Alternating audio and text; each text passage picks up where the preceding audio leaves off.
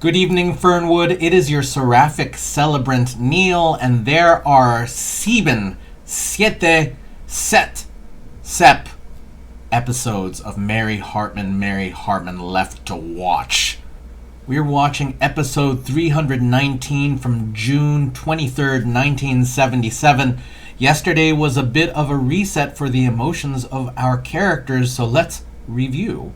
Barth Gimble has been making himself a guest at the Hager home as Loretta and Charlie struggle to deal with all of the emotional events happening around them. Loretta tells Barth that Mary has left Tom, and that's something that's breaking their heart. And Barth says that's why I watch classic television shows, because funny things happen and they keep me in a better mood. The television fritzes out and Loretta goes to jiggle the wires but then gets electrocuted, and Charlie asks Barth to come help.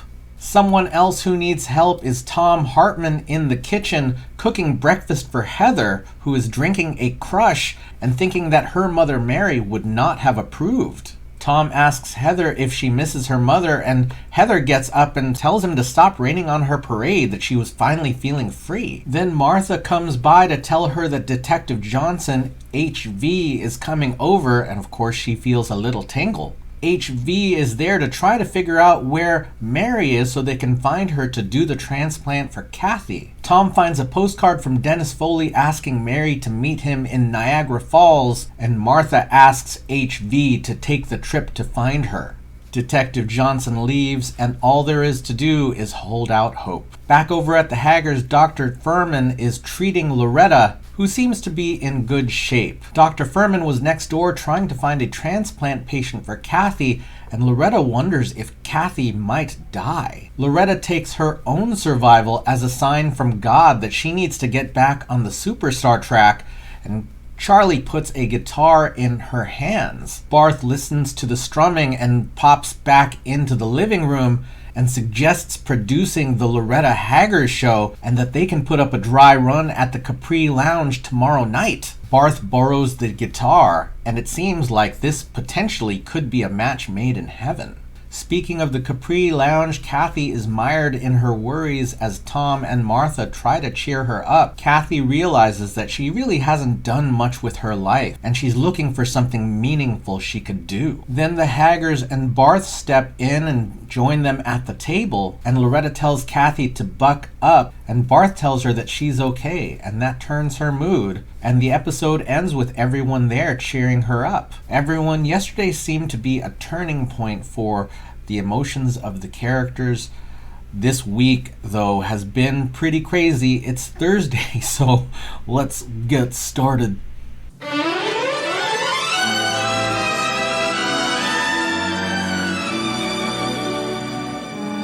Mary Hartman! Mary Hartman!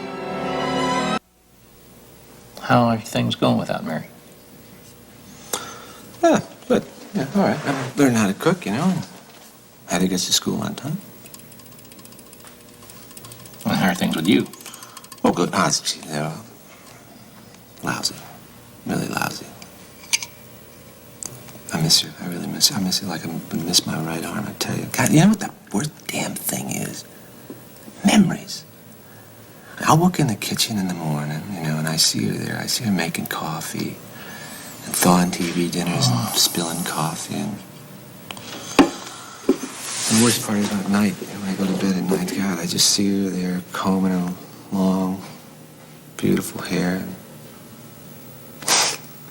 smiling that right smile of hers. Just... Yeah. If you need a friendly ear to listen to you, or a little chicken fried steak to warm your tummy, you know where to come to. Hey, you're a good man. Thanks. Hi, fellas. Martha. Hi. How are you?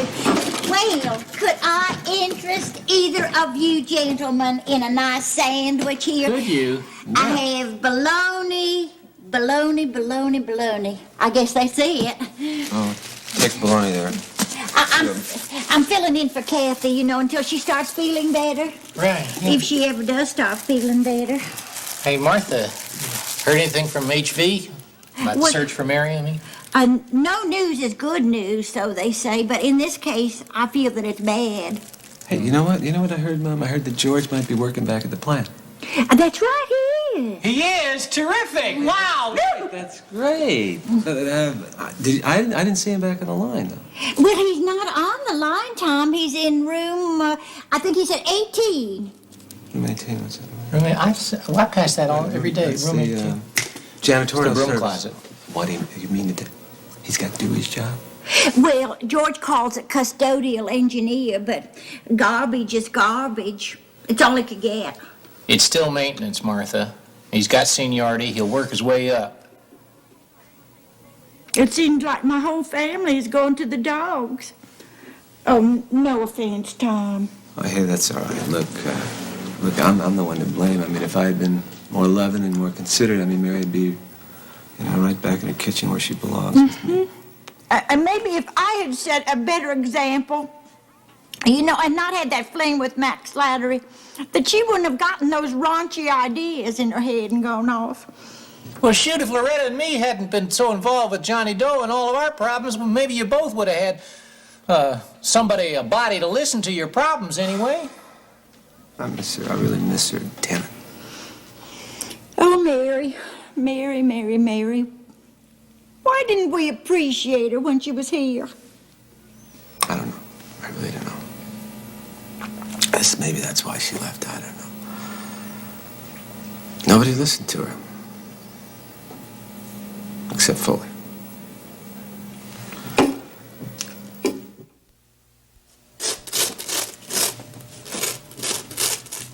Good morning, honey.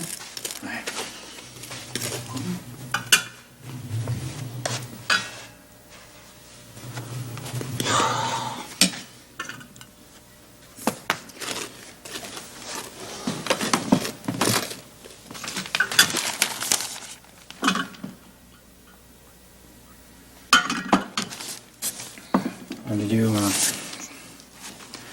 see this headline here, Wanda? Yeah. Mayor Yeah, I saw it. and wife caught in Kremlin capers. Story on page 2.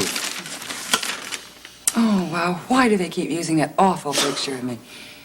Well, don't fret about the press, honey. The heat will be off just as soon as the council finishes that investigation about us. You really think they're going to clear our names, huh? Oh, look, that council is going to come to us on bended knee, apologizing and restoring you to the mayor, see? Restoring your credit cards, your funny little office there at the gas station. How about the rent-a-car? Oh, everything, believe me. You just have to see, huh? Yeah. Maybe we ought to celebrate. Why not? Hey, that's funny. It's pretty early for reporters, isn't it? Yeah, it is. Yeah, let me get that. I got it. Hello? Well, as I live and breathe, Bill Patterson, honey. My gosh, oh my, good to see you, man. Hi. Come on in here. Come on, sit down over there. Chairman of the city council is all we're talking about here. Hey, you look quite the early bird this morning, aren't you, Bill? What have you been doing out there? You been looking for worms? Or? I'm here on serious business, Merle. I'm sure you are, Bill. You remember Wanda, don't you? It's Mr. Patterson. Mr. Rittenhouse was a dear friend of mine. Oh, really? Good. Mine, too. Well, you fellas about ready to clear my good name, Bill? What good name? Little joke there, huh, Bill? Oh, easy, Merle. Bill, we aren't in any actual trouble, are we? Yeah, I would say that. In the course of our investigation of your past, we happen on some bizarre events. Look, I'm sure there's an explanation for any little inadvertent mistake that Merle might have made. The death of Police Chief Quinlan in your home. Merle's involvement in a CB prostitution ring led by Big Honey. Your shared immoral relationship with one buxom maid named Lila. Hunted in 6 states for grand theft and extortion. You will admit that good help is hard to find. Your public confession to an affair with the late black janitor.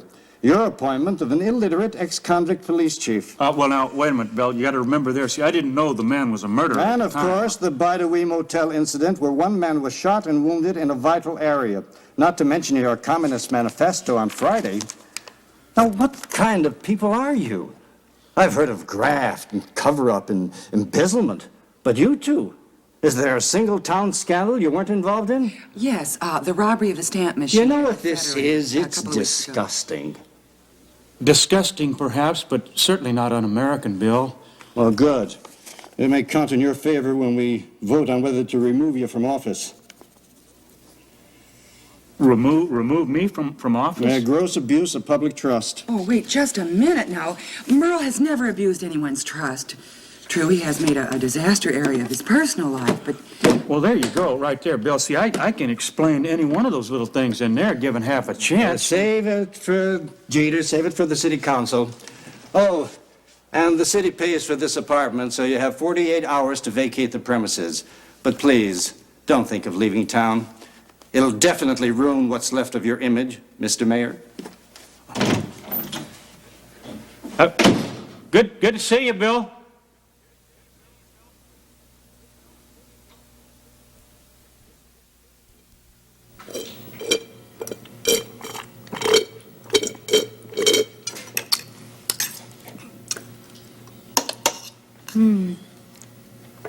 Sloppy Joes and crackers and an orange crush.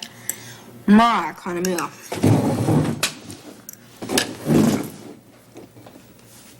What are you doing? Aren't you going to split the Twinkie with me for dessert? Yeah, you can have it. I gotta go. Where you going? Oh, going to a rock concert. See, Trudy and I, we're gonna hitchhike over to Dayton.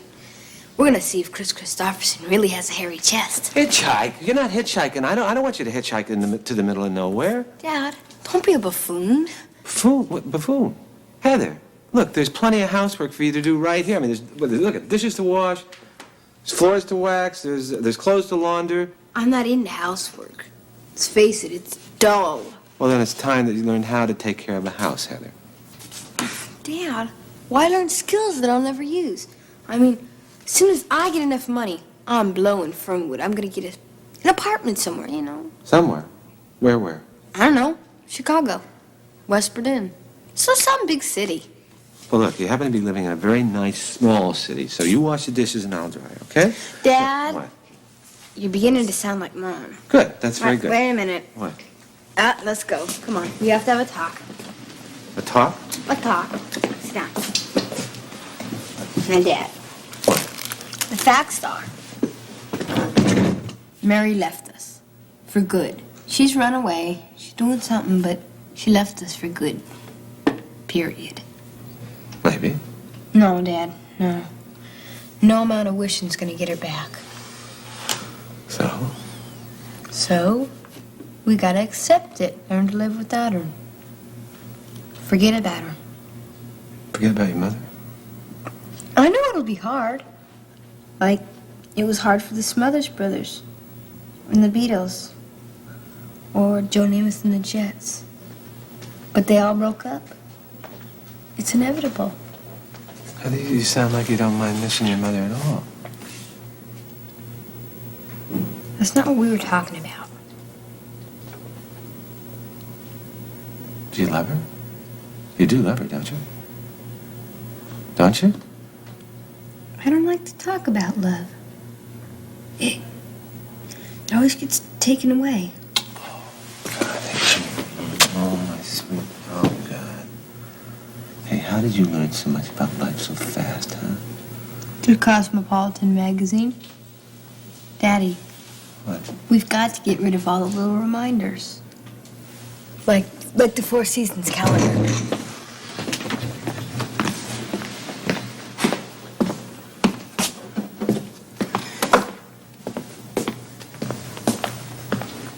It's got to go.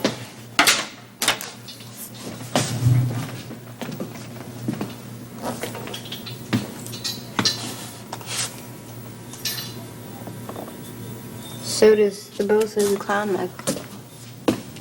Those are the clowns gotta go, too?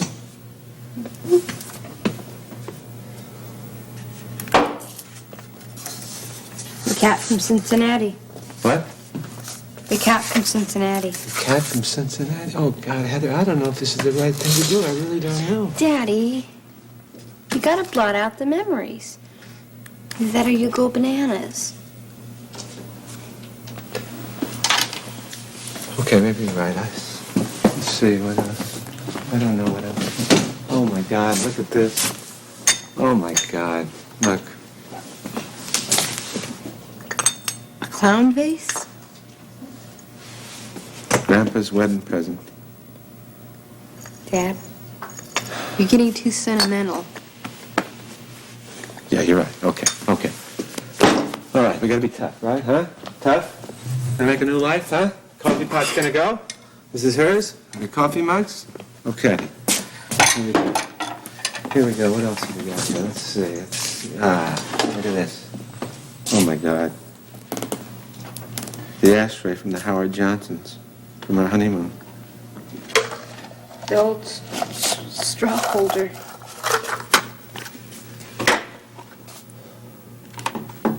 Come on. Okay. That's everything. Yeah. Yep.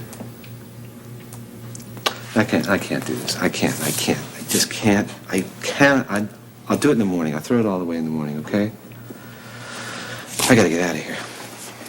I'm gonna go down and pray and hear Loretta's thing, okay? Look, I want you to stay home, do your homework, and then go to bed, okay? Yeah. What? No, that's what I want you to do. Now do it. You parents are all alike.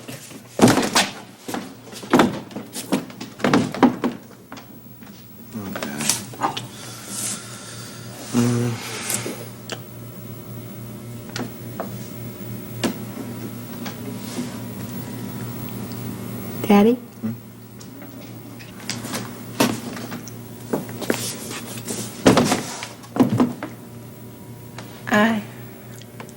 I love you.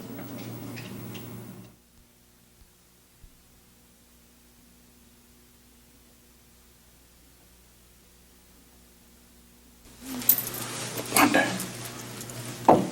you think we're doing the right thing? Well, of course we are. Look, no, only guilty people hide. Please just try and behave as normally as possible, will you? Go ahead. Girl.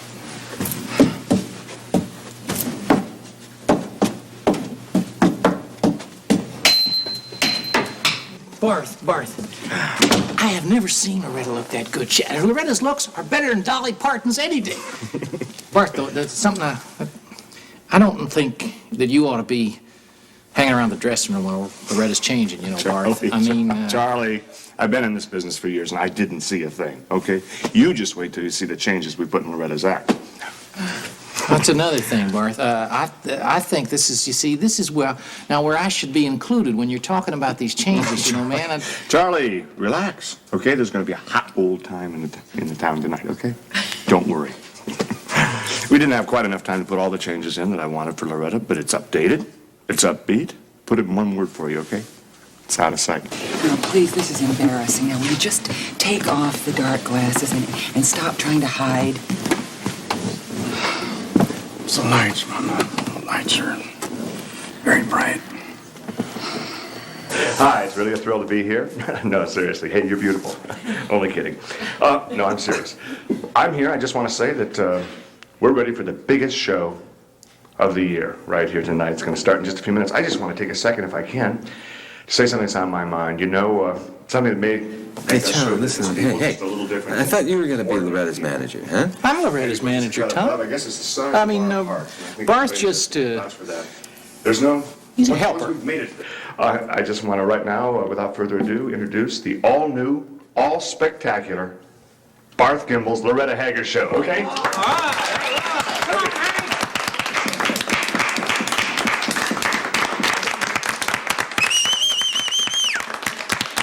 Come on, Thank you very much. Thank y'all. Woo! Boy, is it ever nice to be here at the, what I like to refer to as my home base here, the Capri Lounge. Gosh, we've got, I think, a fabulous, brand new, all-exciting show for y'all tonight. And, well, to be brutally honest, some of y'all look just a little bit down in the pits there. So what we're going to try to do is kind of lift a smile up to your face and hoist a lump into your throat, if you know what I mean. I got a little song here tonight about Charlie. Of course, my best ones usually are, you know. And I sure do hope that you like it. So, Gomez Brothers, hit it for me, babes. Well, I'm singing a song of happiness, of a man who's good and strong. Well, I'm singing about my love, I guess, And it's a Charlie kind of song. Well, it's a Charlie kind of song. And I sing it all through the day. Down the streets of Fernwood, where the kiddies all run and play. It's a Charlie kind of song. And it's got no special rhyme. If you don't like it when you first hear it, I'll sing it for you one more time.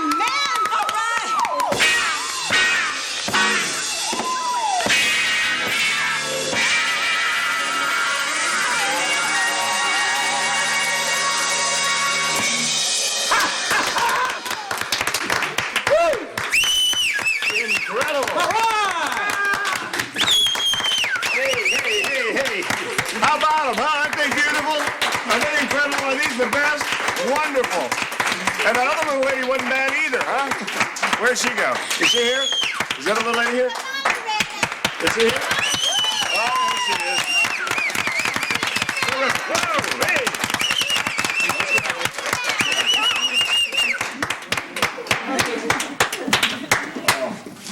Honey, you were just terrific, honey. You were just as good as ever. Well, thanks a lot, Charlie. It was kind of surprised me a little bit there. It's everybody seemed to like it, didn't they? It was pretty good. I think they liked them a little bit more than they liked me. But No, honey, it was a really unique number. But if you get to sing an encore, would you sing "Baby Boy" for me? Just for me. No, Charlie. No more baby boy. Mm-mm. We're talking Grammy here now. You know the little statuette on the mantel and the money in the pocket? Yeah. We got a star, huh? Huh? Yeah, sure. A Sacco star. Out with the old, in with the new. Okay? Yeah, Barth, that's what I wanted to talk to you about, huh? Well, great. We'll have lunch sometime. Come on, sweet. Now, what I want to... This episode starts in the break room with Charlie asking Tom how he is feeling now that Mary has left. And we can see Tom feeling some remorse. I think that over the time of this series, Tom has been very troubled, even from episode 1. But more recently, I don't know if I see things exactly the way that Tom sees them. At the very end, he seemed to put in some level of effort, maybe not enough, but he definitely was working towards it, and throughout the series, he certainly has put effort toward it and not always seen good results to working for the relationship. Martha comes in with the sandwiches now that Kathy is ill. She feels some blame too for having been a bad example. To be honest, though, the things that Dennis and Mary did predate any of the things that Martha is referencing. Charlie even takes some of the blame, and really, to be honest, it's not their fault. Martha tells the boys that George got a job back at the factory, but now he's in custodial, and that bodes poorly for her. I suppose that it's income and he could work his way back up the ladder, but it doesn't leave anyone feeling hopeful. Someone else who is not hopeful is Merle Jeter, who has been suspended from the mayoralty. Of course, the association with the American Communist Party is completely accidental. It wasn't a specific intent that Merle was going to join that party. It was a complete misunderstanding that probably could have been fixed with some research. Then they get a visit from a council representative who details all of the transgressions that Merle and Wanda have been involved in, all the way back to the accident at the end of season 1.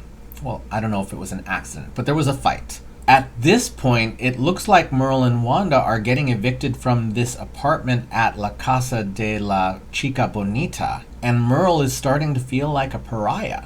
Then we get a breakfast scene with Heather and Tom. Tom apparently has made Sloppy Joe, like opened up a can of Sloppy Joe and put them on crackers, and that's breakfast, along with a can of Crush. Heather's all for that, to be honest, and she tells Tom about a plan to go hitchhiking to see Christopher Cross. Of course, that is a bad idea, even in the 1970s when it was pretty normal. People don't hitchhike anymore for the most part. It's certainly not as popular as it was then, for good reason. At least a few different true crime videos about hitchhikers can be found. I'll see if I can find one and put one up, so we'll see. I think I'm of two minds of where Heather is here, because she tries to convince Tom to let go of all of the reminders of Mary. Most of those items that she mentioned, other than the clown mug, were not things that I specifically associated with Mary. That's me as an audience member, but they seem to hold some importance for Tom and for Heather as tokens of Mary's presence. Some of this, I feel like her suggestion is so that she can go off and just do the hitchhiking, so that she can forget that Mary ever was there. And some of it may be sincere, like she's just trying to forget. I mean, from my perspective, it's really only been a couple of days. Who knows what could happen? And it's not like she's dead.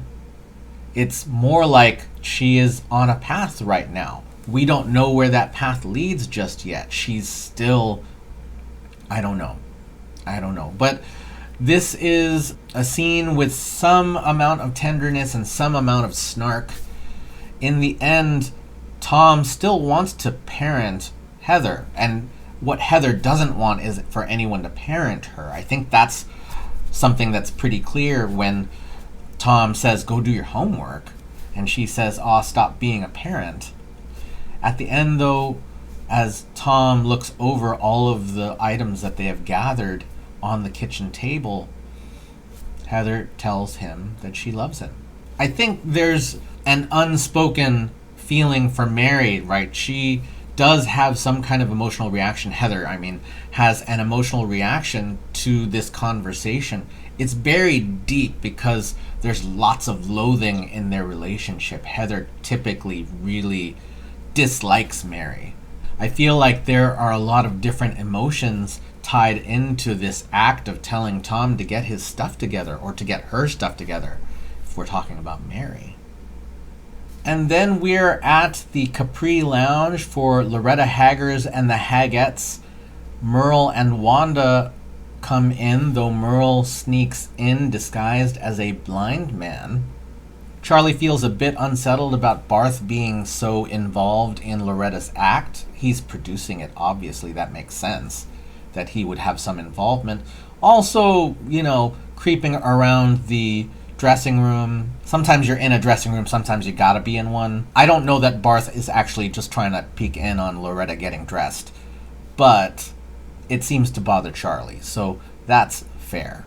Tom checks in with Charlie as the show begins. Apparently Barth, being host of the show, sort of speaks to Tom as to say, Charlie's not the manager. Well, a manager and an MC are different. Though, yeah, Barth does seem to be trying to run this whole shebang. And Loretta comes on and sings one of her normal tunes that gets amped up in the 1970s backup singer kind of way.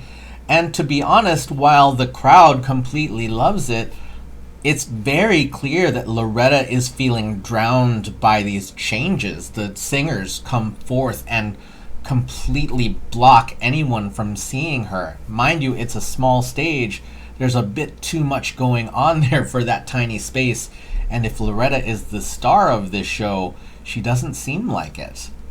However, it does get a great crowd reaction. Everyone in the house seems to love it. Loretta holds back from saying anything about it. Charlie seems to give a positive response, though I do feel like he's uncomfortable with Barth's involvement in general. And then Barth pulls her away. Apparently, he is really trying to grab the reins of this carriage. And we will have to wait and see what that means. And now, everyone, we're taking our look at the entire series of Mary Hartman, very loosely compiled based on my YouTube thumbnail folder. So if I miss anything from these next 60 episodes, I suppose you can tell me why they were important to you. Not that they're not important to me, but I'm doing kind of a lot of processing here, so sometimes I miss details. We're starting at episode 181, and Charlie has been on the road from Loretta after having tried to solve his medical issue. We are also seeing a lot more of Garth Gimble, who has become more and more clearly abusive towards Patty, physically abusive and verbally. Mary seems to be looking for some help for Patty because she's the only person who sees what's going on in their relationship. And then as we celebrate Christmas, a couple of key characters return to Fernwood. One of whom is George Shumway, who mysteriously disappeared before the start of season 2. He literally got out of car, and before Martha could see him again, he was not there. And apparently he has been associated with a cult called the Bocazidi. And we see Charlie return from his trip, and he and Loretta make a lovely and passionate reunion until she has to leave town for a recording session without Charlie, and that leads to an accident with her getting amnesia. And Charlie doesn't realize that Loretta is missing because there's a mysterious mummy woman who was found with Loretta's items out of town. Heather starts to get closer to Philip Gimble, who is the son of Patty and Garth, and they start to explore some sexual topics, and things escalate in that household until Patty ends up in jail accused of murder. Meanwhile, May Olinsky has returned to town as the Fernwood Skywriter, and she has a mission to improve the sex lives of women all around the world. Merle starts creeping on Mary Hartman a bit, appealing to her childlike nature with a bunch of toys. Wanda Jeter brings Lila into the household, and she is to serve as their maid. She's also got a kind of menage a trois energy with the Jeters, and that's putting Merle off because he just wants Wanda's love. Kathy gets involved with Howie Freeze, a DJ and wannabe investigative reporter who is on the hunt for a white supremacist group that has started to work its way into Fernwood. And what he doesn't know is that they have started recruiting members, starting with the Hartman family. Oh, and also, Heather wants to be a nun. Everyone, this week has had so many different layers to it. I am so much looking forward to these remaining 6 episodes of Mary Hartman, I feel like something big is coming. So thank you so much for watching with me. Thank you so much for leaving your thoughts, feelings, and impressions down in the comments. Thank you as well again for watching these final 7, 6 episodes of Mary Hartman. We will see you tomorrow night in Fernwood.